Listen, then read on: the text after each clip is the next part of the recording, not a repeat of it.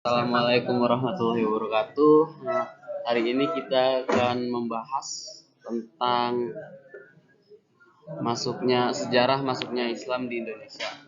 Ada beberapa yang akan kita bahas kali ini, yaitu teori sejarah Islam pertama kali masuk ke Indonesia, proses penyebaran Islam di Indonesia, kerajaan-kerajaan Islam di Indonesia, ada juga peran Wali Songo dalam penyebaran Islam dan peninggalan-peninggalan peradaban Islam di Indonesia. Mari awali presentasi hari ini dengan Bismillahirrahmanirrahim. Perkenalkan, nama saya Tami Fazil Istanbul dari kelas 10 TJK.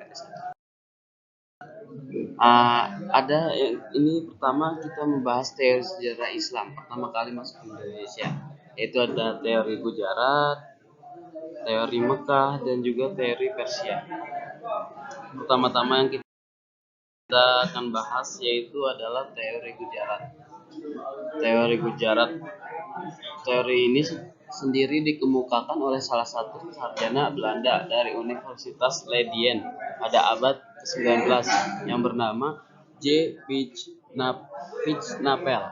Ia mengatakan bahwa proses kedatangan Islam ke Indonesia berasal dari Gujarat pada abad ke-7 Hijriah sampai abad ke-13 Masehi. Gujarat ini terletak di India bagian barat, berdekatan dengan Laut Arab. Menurutnya, orang-orang Arab bermazhab Syafi'i telah bermukim di Gujarat dan melabar sejak awal Hijriah abad ke-7 Masehi. Namun yang menyebarkan Islam ke Indonesia menurut Pijnappel bukanlah dari orang Arab langsung. Pijnappel bukanlah dari orang Arab langsung, melainkan pedagang Gujarat yang telah memeluk Islam dan berdagang ke dunia timur, termasuk Indonesia. Dalam perkembangan selanjutnya, teori Pijnappel ini diamini dan disebarkan oleh seorang orientalis terkemuka Belanda, yaitu Saul Courronge. Menurutnya, Islam telah lebih dahulu berkembang di kota-kota pelabuhan anak benua India. Orang-orang Gujarat telah lebih awal membuka hubungan dagang dengan Indonesia dibanding dengan dagang Arab. Dalam pandangan Hartrodge,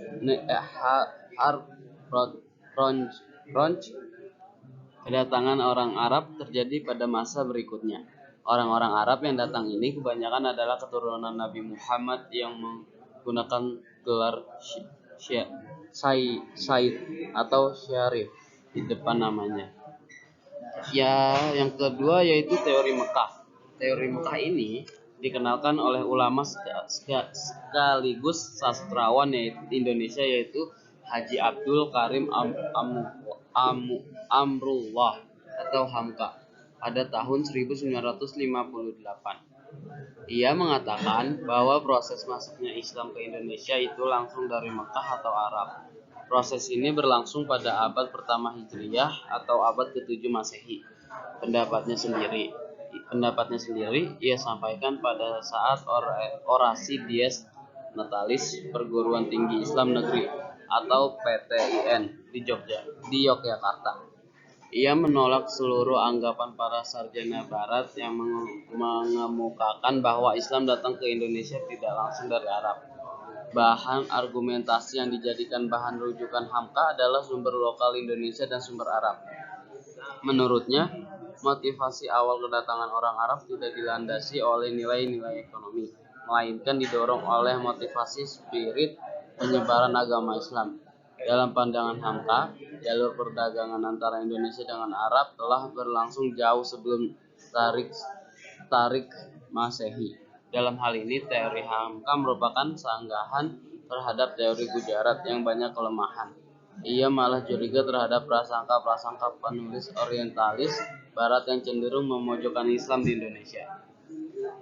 Dan yang ketiga yaitu teori Persia. Pencetus dari teori ini adalah Hoeshin Rijajadiningrat, sejarawan dan ilmuwan pribumi pertama asal Banten. Ia mengatakan bahwa proses kedatangan Islam di Indonesia berasal dari daerah Persia atau Parsi, kini Iran. Pada abad pertama Hijriah atau abad ke-7 Masehi, dalam memberikan argumentasinya pada sekitar tahun 1886 sampai 1960, Huizin lebih menitik beratkan analisanya pada kesamaan budaya dan tradisi yang berkembang antara masyarakat Parsi dan Indonesia. Kesamaan budaya ini dapat dilihat pada masyarakat Islam Indonesia, antara lain peringatan 10 Muharram atau Asyura sebagai hari suci kaum Syiah atas kematian Husain bin Ali, cucu Nabi Muhammad, seperti yang berkembang dalam tradisi tabut di Periaman di Sumatera Barat. Istilah tabut atau keranda diambil dari bahasa Arab yang ditranslasi melalui bahasa Parsi. Proses penyebaran Islam di Indonesia. Proses melalui perdagangan. Proses penyebaran agama Islam dilakukan oleh para pedagang Muslim yang menetap di kota-kota pelabuhan untuk membentuk perkampungan Muslim. Misalnya, Pekojan, Jakarta Barat. Saluran ini merupakan saluran yang dipilih sejak awal sejarah masuknya Islam ke Indonesia. 2. Proses melalui perkawinan. Proses penyebaran agama Islam dilakukan dengan cara seseorang yang telah menganut Islam menikah dengan seseorang yang belum menganut Islam, sehingga akhirnya pasangannya itu ikut menganut Islam. Ketiga, proses melalui dakwah. Proses penyebaran Islam yang dilakukan dengan cara memberi penerangan tentang agama Islam seperti yang dilakukan Wali Songo dan para ulama lainnya. 4. Proses melalui pendidikan. Proses ini dilakukan dengan mendirikan pesantren guna memperdalam ajaran-ajaran Islam yang kemudian menyebarkannya. Kelima, proses melalui seni budaya. Proses penyebaran Islam menggunakan media-media seni budaya seperti pergelaran wayang kulit yang dilakukan Sunan Kalijaga. Upacara Sekaten adalah upacara untuk memperingati ulang tahun Nabi Muhammad SAW, dan seni sastra. Ada juga yang keenam, proses melalui tasawuf. Penyebaran Islam dilakukan dengan menyesuaikan pola pikir masyarakat yang masih berorientasi pada ajaran agama Hindu dan Buddha.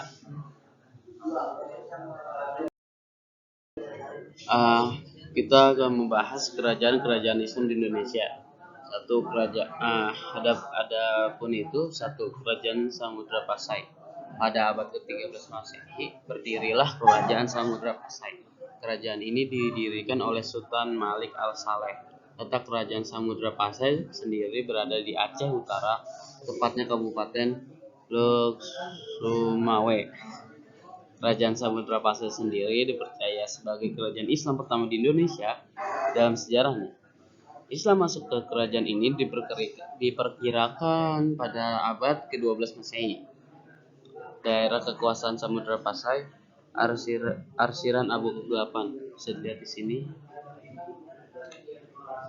Yang diarsir warna abu kegelapan. Yang kedua, Kerajaan Aceh Darussalam. Kerajaan ini terdiri pada tahun 1514 dan didirikan oleh Sultan Ibrahim. Kerajaan ini mencakup daerah bekas Kerajaan Samudra Pasai dan Samudra Aceh Besar.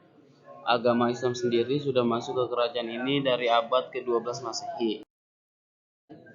Daerah kekuasaan Kerajaan Aceh Darussalam, yaitu bisa dilihat di gambar yang tertera di sini yang berwarna hitam. Dan yang ketiga, Kerajaan Demak. Kerajaan ini dipimpin oleh Raden Patah dan berdiri pada tahun 1478. Memiliki daerah kekuasaan di daerah Demak. Kerajaan Demak merupakan kerajaan Islam pertama di Pulau Jawa. Islam dipercaya telah ada sejak kepemimpinan Raden Patah, yakni tahun 1478. Bisa dilihat di sini daerah kekuasaan Kerajaan Demak, yaitu arsiran gelap yang ada di gambar ini. Dan yang keempat, Kerajaan Islam Pajang. Didirikan oleh sosok yang namanya cukup familiar, yakni Jaka Tingkir atau Sultan Adiwijaya pada tahun 1568. Daerah kekuasaannya sendiri melingkup daerah bekas Kerajaan Demak yang sebagian daerah Jawa Tengah. Kerajaan ini sendiri memeluk Islam pada tahun 1978. Nah, daerah kekuasaan kerajaan Islam Pajang itu yang digarisbawahi. Oke. Dan yang kelima yaitu kerajaan Islam Mataram, didirikan oleh Sutowijoyo pada tahun 1586. Kerajaan ini terletak di Kota Gede, sebelah tenggara kota Yogyakarta. Kerajaan ini merupakan bekas dari kerajaan Pajang dan Demak yang mayoritasnya orang beragama Islam sejak tahun 1478. Nah, daerah kekuasaannya kerajaan Islam Mataram ini yang arsiran gelap yang ada di sekitar sini semua. Dan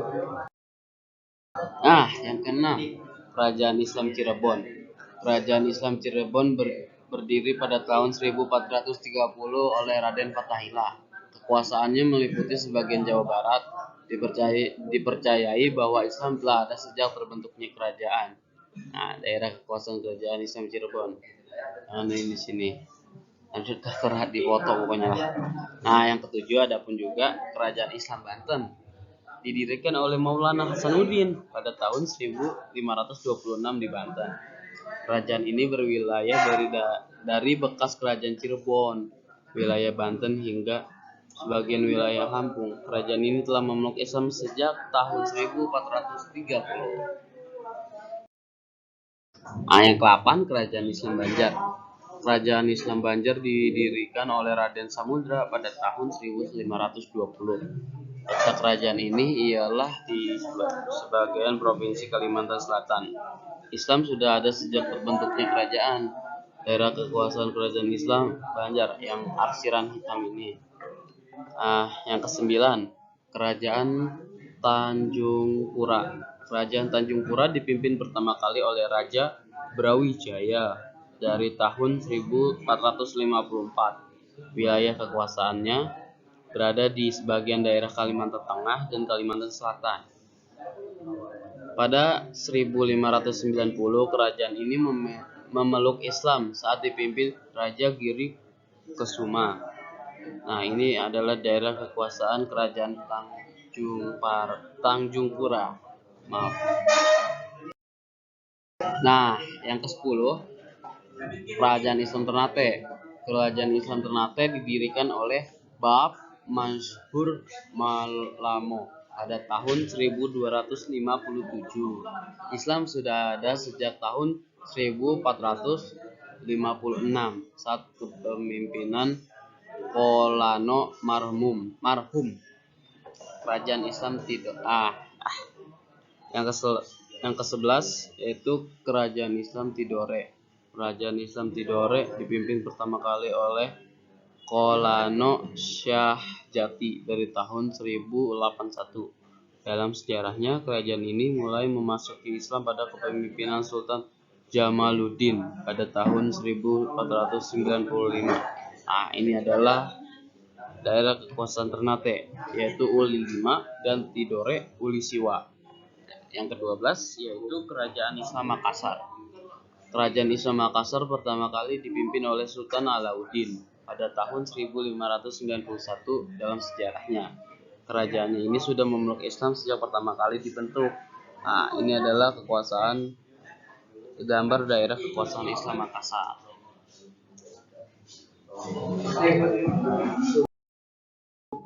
Yang ini pembahasan selanjutnya yaitu peran Wali Songo dalam penyebaran Islam. Wali Songo atau Wali 9 sendiri adalah sebuah majelis dakwah yang pertama kali didirikan oleh Sunan Gresik atau Maulana Malik Ibrahim pada tahun 1404 Masehi atau 808 Hijriah. Para Wali Songo adalah pembaharu masyarakat pada masanya. Pengaruh mereka terasakan dalam beragam bentuk manifestasi peradaban baru masyarakat Jawa, mulai dari kesehatan, bercocok tanam, perniagaan, kebudayaan, kesenian, kemasyarakatan, hingga kepemerintahan. Adapun nama-nama dari Wali Songo tersebut yaitu Sunan Gresik atau Maulana Malik Ibrahim, Sunan Ampel atau Raden Rahmat, Sunan Bonang atau Raden Makdum Ibrahim, Sunan Derajat atau Raden Qasim, Sunan Kudus atau Ja'far Shadiq, ada Sunan Giri atau bisa disebut Raden Paku atau Ainul Yakin, dan ada juga Sunan Kalijaga atau Raden Sahid, Sunan Muria atau Raden Umar Said, dan Sunan Gunung Jati atau Syarif Hidayatullah. Nah, sejarah Wali Songo sendiri berkaitan dengan penyebaran dakwah Islamiyah di tanah Jawa. Sukses gemilang tercatat dengan tinta emas dengan didukung penuh oleh Kesultanan Demak Bintoro. Agama Islam kemudian dianut oleh sebagian besar masyarakat Jawa, mulai dari perkotaan, pedesaan, dan pegunungan. Berikut beberapa peranan mereka dalam penyebaran agama Islam, yaitu sebagai pelopor penyebar luasan agama Islam pada masyarakat yang belum banyak mengenal ajaran Islam di daerahnya masing-masing, sebagai pembela dan pengembang agama Islam di masa hidupnya, sebagai orang-orang yang ahli di bidang agama Islam, sebagai penasihat raja atau raja Islam dalam mempermudah penyebaran agama Islam. Adapun sebagai kiai atau pemimpin agama Islam di daerah penyebarannya masing-masing. Nah, ini adalah foto-fotonya. Ada Sunan Gresik, Sunan Ampel, Sunan Bonang, Sunan Derajat, Sunan Giri, Sunan Muria, Sunan Kudus, Sunan Kalijaga, Sunan Gunung Jati.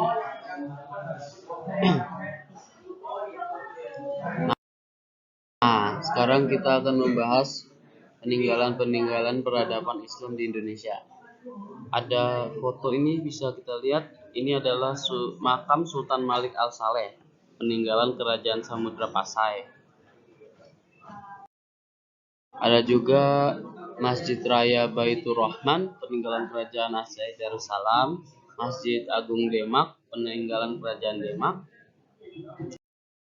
dan ada juga Masjid Agung Sang Cipta Rasa, peninggalan kerajaan Islam Cirebon. Nah, ini ada Masjid Agung Banten, peninggalan kerajaan Islam Banten. Masjid Sultan Syuriansyah, peninggalan kerajaan Islam Banjar. Dan Istana Mulia Karta, peninggalan kerajaan Tanjung Pura. Ada juga Masjid Jami Sultan Ternate, peninggalan kerajaan Islam Ternate. Istana Kie, peninggalan kerajaan Islam Tidore. Sudah sampai situ pembahas kita hari ini.